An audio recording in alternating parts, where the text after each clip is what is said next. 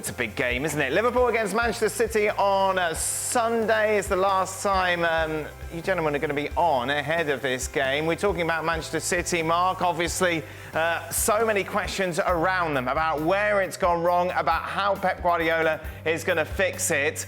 We just spoke to Sid about the possibility of Real Madrid making signings in January. Where are we on Manchester City and that possibility for them? I think it's very slim possibility that they're going to make signings in January, and it's the same problem they've had for a while. It's the 115 charges, because I did a piece earlier this week about the contract situation at the club. You know, Pep Guardiola signed his contract last week, and a great fanfare was made of that, 2027. They've got 16 players whose contracts expire between now and 2027. And which of those players are going to sign a new contract at Man City until they know the outcome of the hearing against the Premier League? But that applies to players they might want to sign as well. If you're a player that is, you know, playing for one of the top teams in Europe right now, Man City are looking at you, ordinarily it'd be a great move. But right now, if you're looking at January thinking, look, I might sign for Man City, well, in 6 months' time, you don't know which division they're going to be in. Do you know what I mean? That's how extreme it is. Man City is saying that they're fighting this case and that they're confident they're going to win. But if they don't win, they could have a huge fine, a huge points deduction.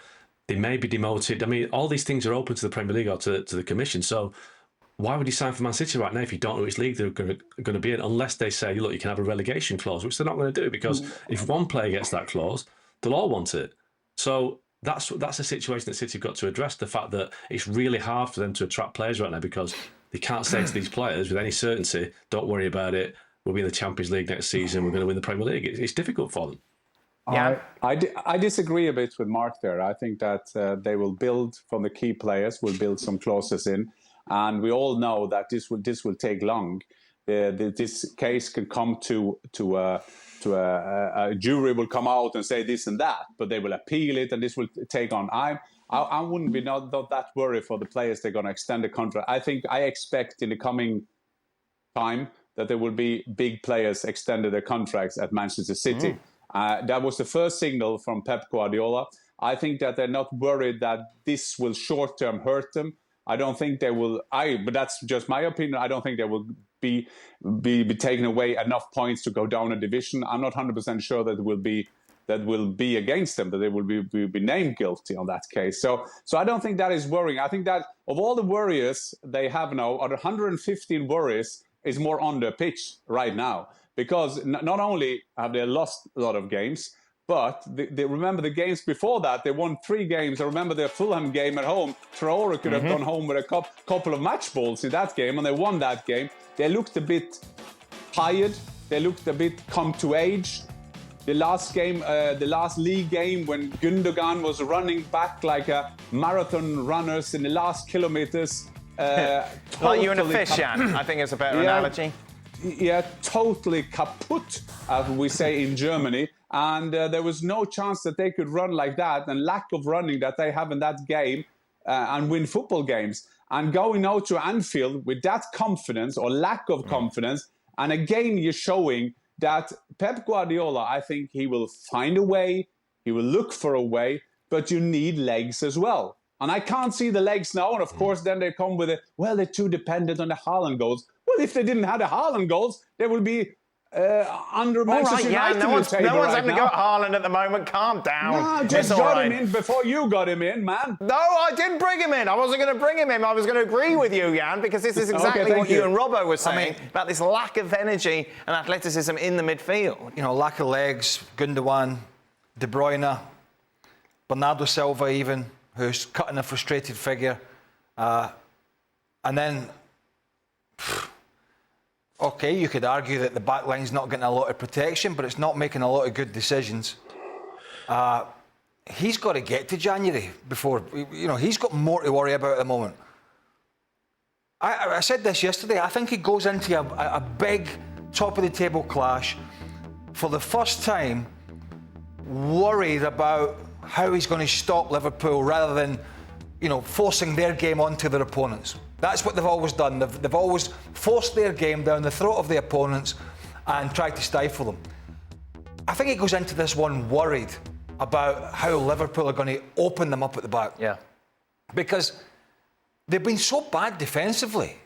3 goals against Feyenoord, 4 against Sporting, 4 at home against Tottenham. The list goes on. I mean, it's worry. I mean, I don't want to keep mentioning it. The player Guardiola, but he's got.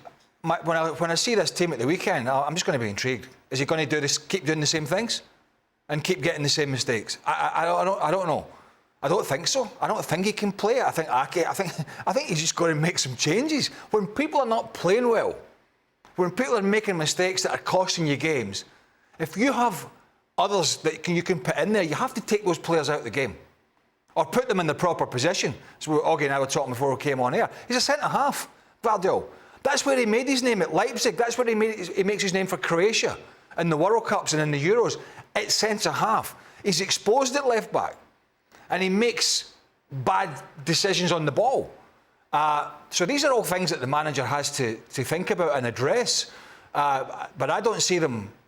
2 or 3 games ago, I was like most people probably thought, right, yeah, it's just a matter of time. Well, that Spurs game was... It's just a matter of time. It's going to happen. Spurs have got injuries. 2 centre-halves are out. Blah, blah, blah. Their away form's terrible. 16th in the Premier League, their away form.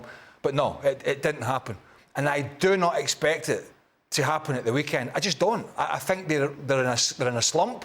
And I think Liverpool can take advantage of it. What's interesting, Mark, is because I think we work here every day. Sometimes it's easy to not take this for granted, but minimise how big a story this actually is. Because when you take a look at this, obviously 4 times going in as champions to this season, and you look at big stories that have happened during the Premier League era, this is turning into one of those, isn't it? Yeah, I mean, they haven't lost this amount of games, or this run of games. I think obviously drew against Feyenoord, but it felt like a defeat. Well, five straight defeats, the first time since 2003. That's well before the Abu Dhabi era. That was a different Man City.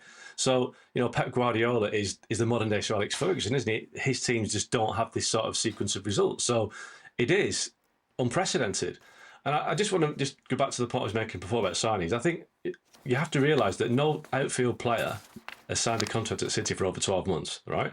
You've got the summer signings were Ilkay Gundogan, which is a free transfer from Barcelona, going back to the club, and Savinho, who was part of the CFG, the club anyway, he came from Girona. So they've not been signing players from outside the club. They haven't been persuading players to sign contracts. So there's obviously some concern or reticence amongst players about committing themselves to Man City at the moment because of what's going on. So is that beginning to infect the dressing room? You've got a squad of old players who do need to look around and think, we've got some younger players coming through here. They've got, Pep Guardiola said in midweek, if this isn't an aging team. Well, it is. Bernardo Silva, Kyle Walker, Ilkay Gundogan, John Stones, Kevin De Bruyne, all in the 30s. These players have been key players for Man City for the last 10 years, but they've suddenly got old. They suddenly need replacing at some point soon. And it's just beginning to happen at the wrong time. And I can't see any way you can pick a team to go to Liverpool at the weekend and win, because what Liverpool do best is kill teams with pace. And City haven't got any pace, so they're going to get torn apart. Let's take a look then at everyone's predictions. It'd be funny if Mark went for a City win now. The minute, Jan. I wasn't going to talk about this. I was going to move on, get extra time out the way, go and have some turkey. But now I have to ask you. He's going on. What's he doing? What are you doing? Taking some Haaland cookies. Yeah. What's happening, Jan? What have you seen that we haven't? I have seen 4 trophies in a row in the Premier League. I think that it will be interesting with which team he will pick for the game. But will he be stubborn to just keep that team? I think that City will use this game to turn the season around. He will do some changes. He has to do some changes. And I think that Manchester City will win the game. And now you can go to your turkey. Goodness me, I tell you what, that was the weakest argument I've heard, Jan, from you. Well, it's going to make some changes. Let's speak Monday. I'll be there. Let's speak Monday. That's they won 4 trophies. That's for the History Channel. Most definitely. If Liverpool beat them, yes, they're out of the title race. Yeah. Because Liverpool then could lose 4 games, and Man City would have to be perfect between now and then. But Jan says they're going to be perfect. That's why they won't lose.